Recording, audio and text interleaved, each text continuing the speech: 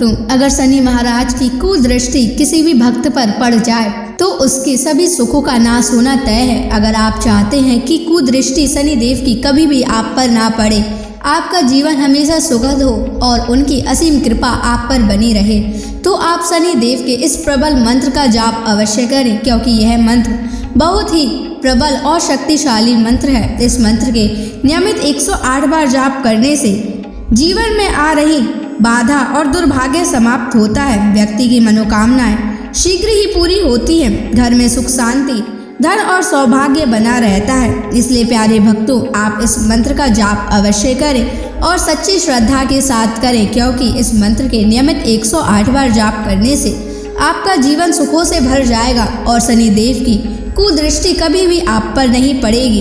इसलिए प्यारे भक्तों, इस मंत्र का जाप अवश्य करें। और अगर आप इस मंत्र का जाप नहीं कर पा रहे हैं तो आप इस वीडियो को अपने मोबाइल फोन पर या स्पीकर पर चलाकर नियमित सुनें, ताकि आप शनि देव की असीम कृपा को प्राप्त कर सकें। और अगर आप शनि देव का आशीर्वाद प्राप्त करना चाहते हैं तो इस वीडियो को लाइक और चैनल को सब्सक्राइब जरूर कर दीजिए और कमेंट बॉक्स में शनि महाराज की जय अवश्य लिख दीजिए। तो चलिए भक्तों, मंत्र का जाप करना प्रारंभ करते हैं। ओम ह्रीं श्रीं शनैश्चराय ऋण विमोचनाय स्वाहा। ओम ह्रीं श्रीं शनैश्चराय ऋण विमोचनाय स्वाहा। ओम ह्रीं श्रीं शनैश्चराय ऋण विमोचनाय स्वाहा। ओम ह्रीं श्रीं शनैश्चराय ऋण विमोचनाय स्वाहा। ओम ह्रीं श्रीं शनैश्चराय ऋण विमोचनाय स्वाहा। ओम ह्रीं श्रीं शनैश्चराय ऋण विमोचनाय स्वाहा। ओम ह्रीं श्रीं शनैश्चराय ऋण विमोचनाय स्वाहा। ओम ह्रीं श्रीं शनैश्चराय ऋण विमोचनाय स्वाहा। ओम ह्रीं श्रीं शनैश्चराय ऋण विमोचनाय स्वाहा। ओम ह्रीं श्रीं शनैश्चराय ऋण विमोचनाय स्वाहा। ओम ह्रीं श्रीं शनैश्चराय ऋण विमोचनाय स्वाहा। ओम ह्रीं श्रीं शनैश्चराय ऋण विमोचनाय स्वाहा। ओम ह्रीं श्रीं शनैश्चराय ऋण विमोचनाय विमोचनाय स्वाहा। ॐ ह्रीं श्रीं शनैश्चराय ऋणविमोचनाय स्वाहा। ॐ ह्रीं श्रीं शनैश्चराय ऋणविमोचनाय स्वाहा। ॐ ह्रीं श्रीं शनैश्चराय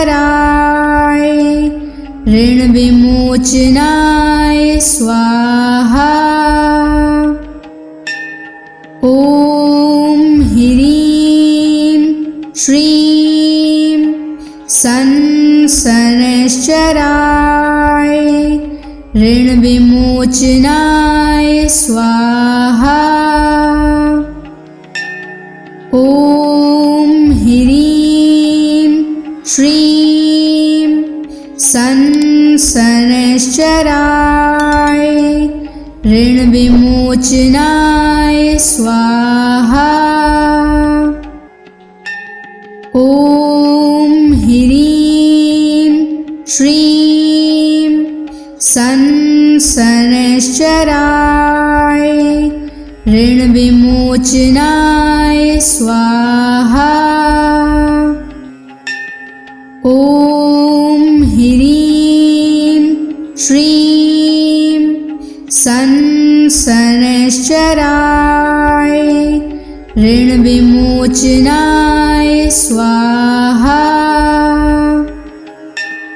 ॐ ह्रीं श्रीं शनैश्चराय ऋणविमोचनाय स्वाहा। ॐ ह्रीं श्रीं शनैश्चराय ऋणविमोचनाय स्वाहा। ॐ ह्रीं श्रीं शनैश्चराय ऋणविमोचनाय स्वाहा। ॐ ह्रीं श्रीं शनैश्चराय ऋणविमोचनाय स्वाहा। ॐ ह्रीं श्रीं शनैश्चराय ऋणविमोचनाय स्वाहा। ॐ ह्रीं श्रीं शनैश्चराय ऋणविमोचनाय स्वाहा। ॐ ह्रीं श्रीं शनैश्चराय ऋणविमोचनाय स्वाहा। ॐ ह्रीं श्रीं शनैश्चराय ऋणविमोचनाय स्वाहा। ॐ ह्रीं श्रीं शनैश्चराय ऋणविमोचनाय स्वाहा। ॐ ह्रीं श्रीं शनैश्चराय ऋणविमोचनाय स्वाहा। ॐ ह्रीं श्रीं शनैश्चराय शनैश्चराय ऋणविमोचनाय स्वाहा। ॐ ह्रीं श्रीं शनैश्चराय ऋणविमोचनाय स्वाहा। ॐ ह्रीं श्रीं शनैश्चराय ऋणविमोचनाय स्वाहा। ॐ ह्रीं श्रीं शनैश्चराय ऋणविमोचनाय स्वाहा। ॐ ह्रीं श्रीं शनैश्चराय ऋणविमोचनाय स्वाहा। ॐ ह्रीं श्रीं शनैश्चराय ऋणविमोचनाय स्वाहा। ॐ ह्रीं श्रीं शनैश्चराय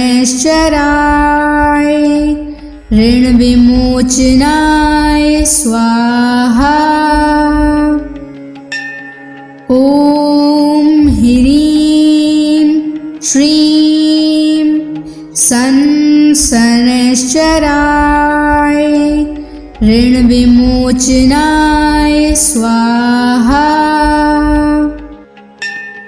ॐ ह्रीं श्रीं शनैश्चराय ऋणविमोचनाय स्वाहा। ॐ ह्रीं श्रीं शनैश्चराय ऋणविमोचनाय स्वाहा। ॐ ह्रीं श्रीं शनैश्चराय ऋणविमोचनाय स्वाहा। ॐ ह्रीं श्रीं शनैश्चराय ऋणविमोचनाय स्वाहा। ॐ ह्रीं श्रीं शनैश्चराय ऋणविमोचनाय स्वाहा। ॐ ह्रीं श्रीं शनैश्चराय ऋणविमोचनाय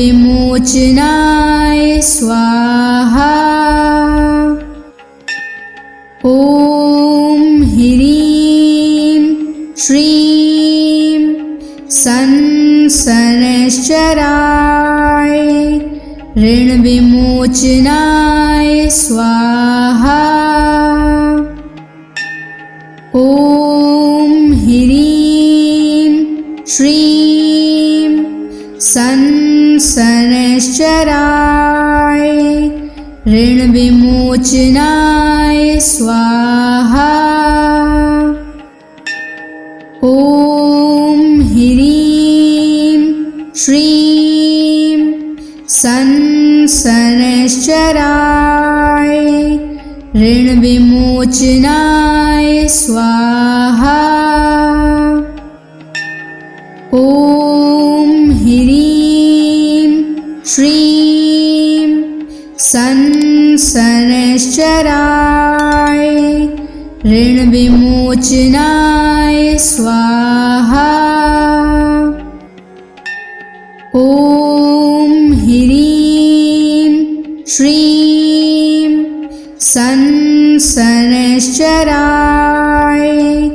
ऋण विमोचनाय स्वाहा। ॐ ह्रीं श्रीं शनैश्चराय ऋण विमोचनाय स्वाहा। ॐ ह्रीं श्रीं शनैश्चराय ऋण विमोचनाय स्वाहा। ॐ ह्रीं श्रीं शनैश्चराय ऋण विमोचनाय स्वाहा। ॐ ह्रीं श्रीं शनैश्चराय ऋण विमोचनाय स्वाहा। ॐ ह्रीं श्रीं शनैश्चराय ऋण विमोचनाय स्वाहा। ॐ ह्रीं श्रीं शनैश्चराय ऋण विमोचनाय स्वाहा। ॐ ह्रीं श्रीं शनैश्चराय ऋण विमोचनाय स्वाहा। ॐ ह्रीं श्रीं शनैश्चराय ऋण विमोचनाय स्वाहा। ॐ ह्रीं श्रीं शनैश्चराय ऋण विमोचनाय स्वाहा। ॐ ह्रीं श्रीं शनैश्चराय ऋण विमोचनाय स्वाहा। ॐ ह्रीं श्रीं शनैश्चराय ऋण विमोचनाय स्वाहा। ॐ ह्रीं श्रीं शनैश्चराय ऋण विमोचनाय स्वाहा। ॐ ह्रीं श्रीं शनैश्चराय ऋण विमोचनाय स्वाहा। ॐ ह्रीं श्रीं शनैश्चराय ऋण विमोचनाय स्वाहा। ॐ ह्रीं श्रीं शनैश्चराय ऋण विमोचनाय स्वाहा। ॐ ह्रीं श्रीं शनैश्चराय ऋण विमोचनाय स्वाहा। ॐ ह्रीं श्रीं शनैश्चराय ऋण विमोचनाय स्वाहा।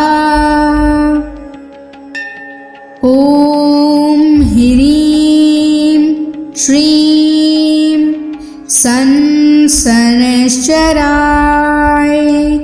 ऋणविमोचनाय स्वाहा।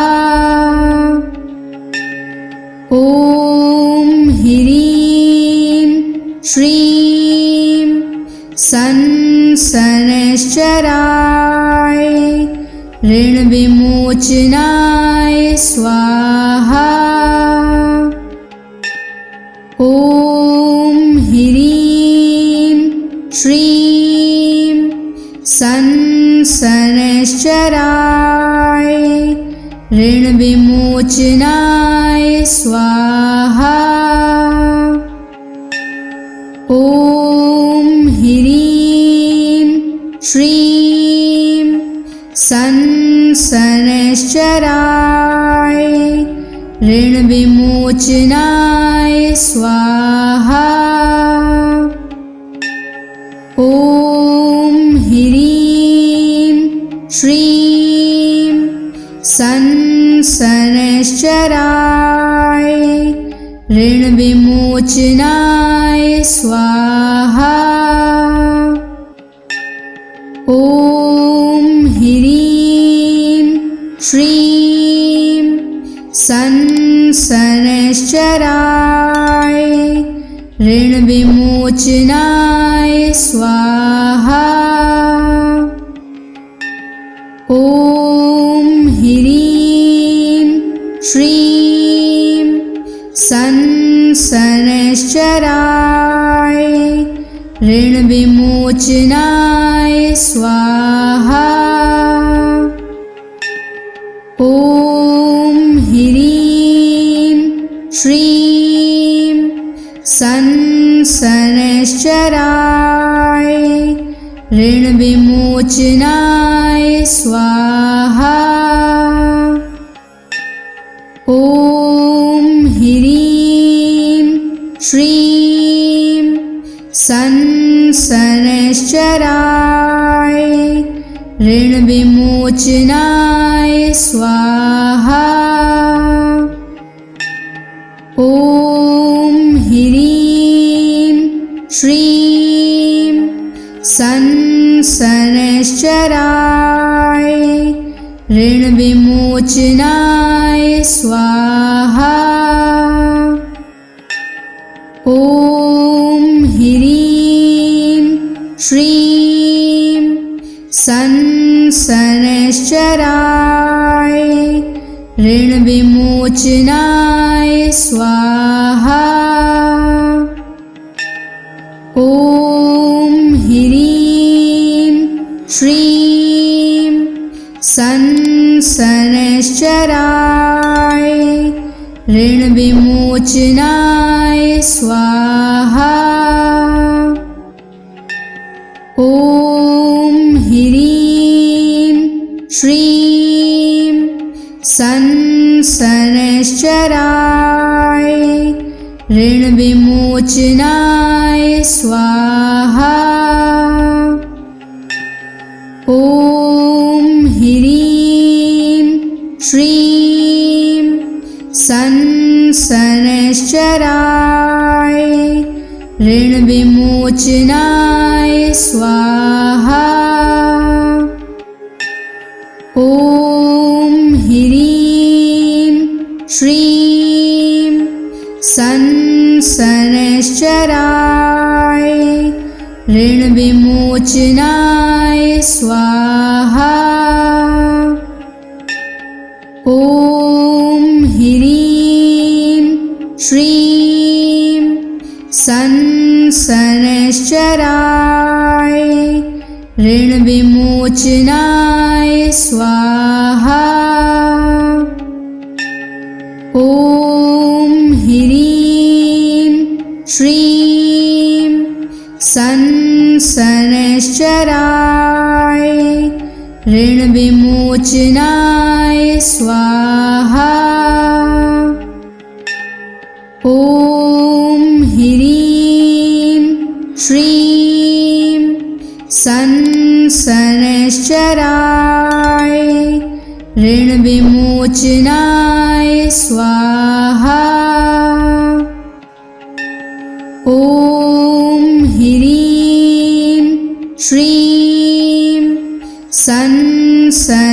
शनैश्चराय ऋणविमोचनाय स्वाहा। ॐ ह्रीं श्रीं शनैश्चराय ऋणविमोचनाय स्वाहा। ॐ ह्रीं श्रीं शनैश्चराय ऋणविमोचनाय स्वाहा। ॐ ह्रीं श्रीं शनैश्चराय ऋणविमोचनाय स्वाहा। ॐ ह्रीं श्रीं शनैश्चराय ऋणविमोचनाय स्वाहा। ॐ ह्रीं श्रीं शनैश्चराय ऋणविमोचनाय स्वाहा। ॐ ह्रीं श्रीं शनैश्चराय ऋणविमोचनाय स्वाहा। ॐ ह्रीं श्रीं शनैश्चराय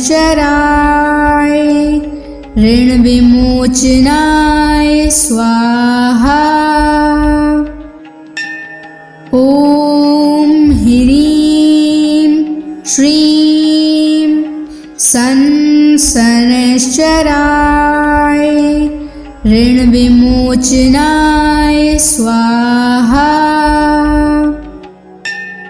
ॐ ह्रीं श्रीं शनैश्चराय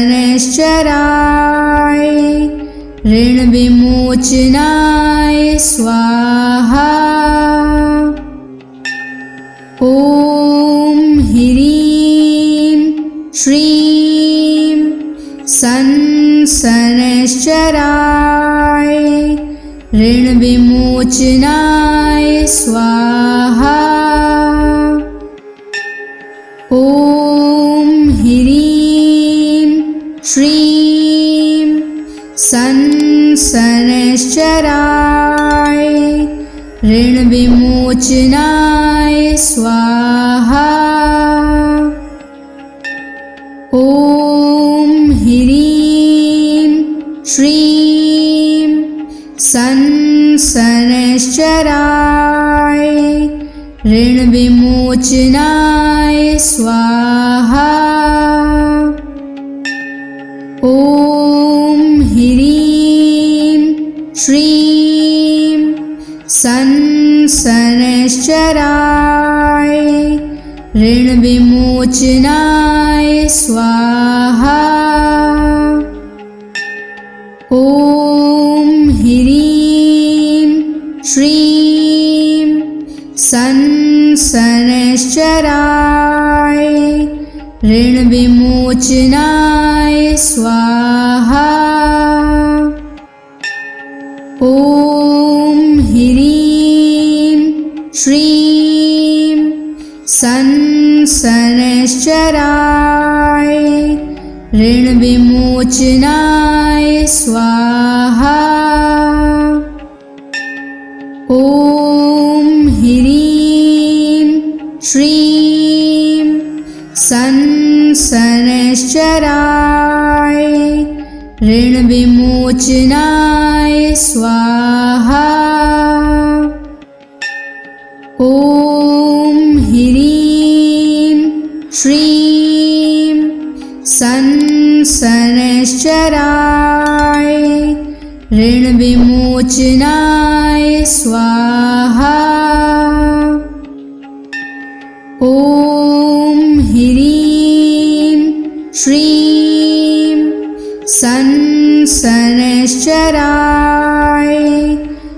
ऋणविमोचनाय स्वाहा। ॐ ह्रीं श्रीं शनैश्चराय ऋणविमोचनाय स्वाहा। ॐ ह्रीं श्रीं